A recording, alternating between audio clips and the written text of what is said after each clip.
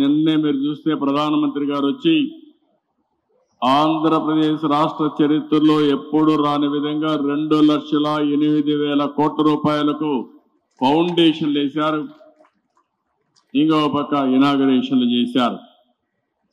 అంటే ఇప్పుడిప్పుడే కొత్తగా పెట్టుబడులు వస్తున్నాయి.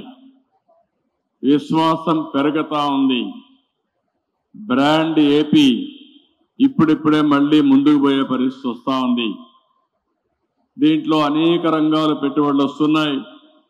ఆ రంగాలు మీరు చూస్తే ఎప్పుడు కూడా నూతనమైన రంగాలను అందిపుచ్చుకోవడంలో ఒక పక్కన ఎన్డీఏ కానీ తెలుగుదేశం పార్టీ కానీ ఎప్పుడూ ముందుంటాం.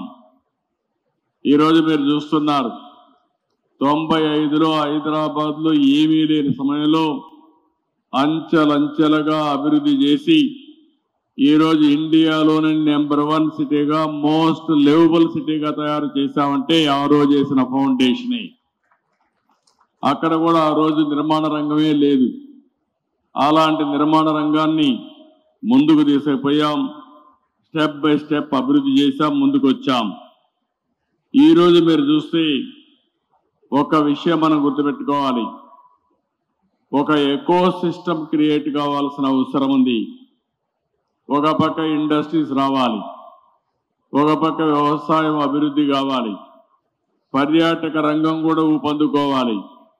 ఇంకొక పక్కన ఇవన్నీ ఎంత పెద్ద ఎత్తున పెరిగితే అంత పెద్ద ఎత్తున రియల్ ఎస్టేట్ కానీ నిర్మాణ రంగం కానీ ముందుకు పోయే పరిస్థితి వస్తుంది.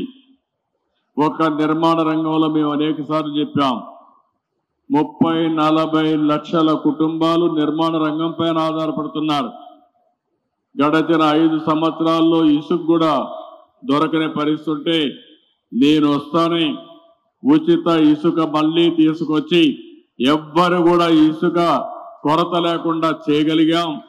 ఎక్కడైనా సరే నేను ఒకటే మిమ్మల్ని కోరుతున్నా, మీకు ఎవ్వరికి ఇసుక దొరకకపోతే నిర్మాణ రంగంలో మీరు దబాయించి తీసుకునే హక్కు ఈ ప్రభుత్వం మీకు ఇచ్చిందని చెప్పి కూడా నేను మీకు తెలియజేస్తున్నా. 2025 జనవరి 10, 11 మరియు 12 తేదీల్లో చెబ్రోలు హనుమయ్య కంపెనీ గుంటూరు.